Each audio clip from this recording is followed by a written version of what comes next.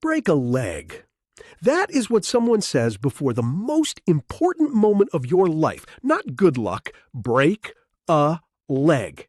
And you just nod and say thanks like being wished a fracture is completely normal. Nobody has ever questioned this.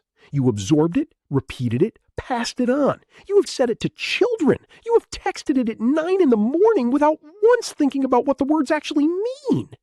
So let us fix that. Because the real story is stranger than you think. And it starts with yet another horse race. This one in 1921.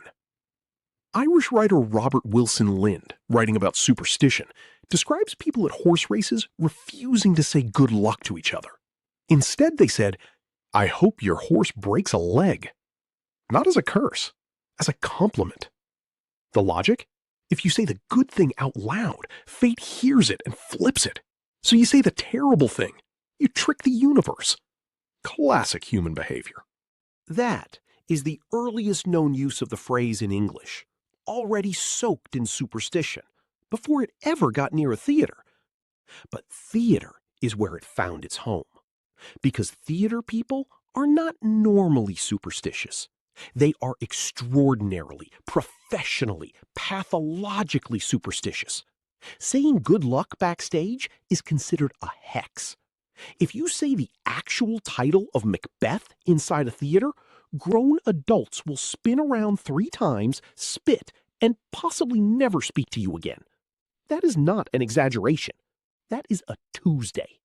So when break a leg arrived from the racing world, theater grabbed it immediately. By the late 1930s, author Edna Ferber was describing understudies hoping the lead would break a leg so they could finally go on. By the 1940s, theater writer Bernard Sobel had documented it formally as the standard phrase performers use instead of good luck. The phrase had a home, but the superstition story explains how it spread, not where it came from. For that, you need Yiddish. There is a Yiddish blessing, Hatzloche und Broche, success and blessing. But this phrase was humorously reinterpreted in German as Hals- und Beinbruch, which means neck and leg break. Literally. Said with a smile, meant as a good wish. Military pilots in World War II used it to wish each other safe flights by telling each other to break their necks and legs. Dark, charming, probably both. Most etymologists believe English break a leg was directly influenced by this.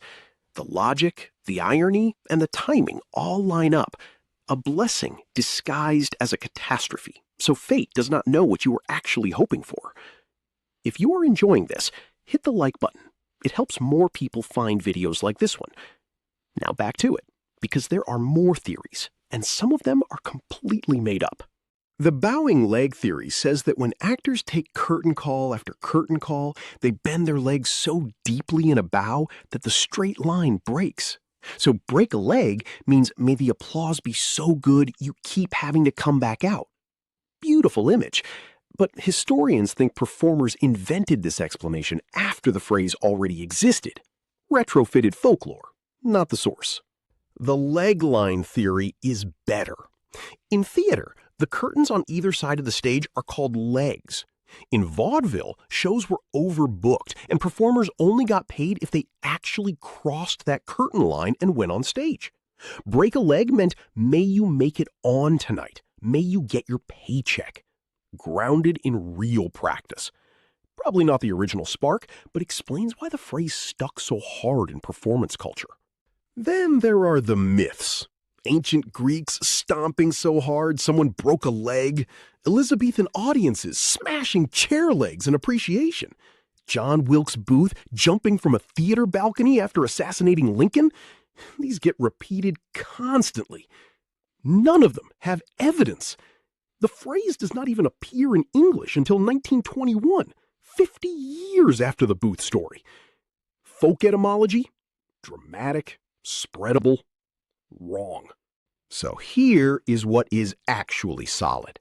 Break a leg is a reverse wish rooted in superstition, almost certainly shaped by a Yiddish blessing that got disguised as a German injury.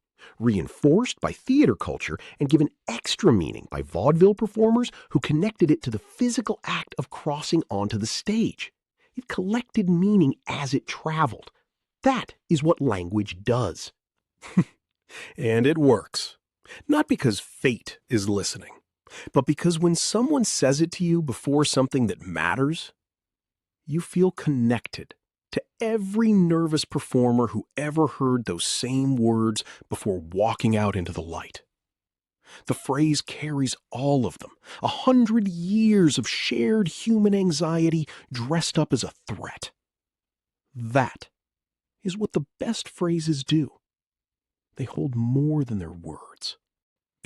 If you want more videos about the completely unhinged history hiding inside everyday language, subscribe.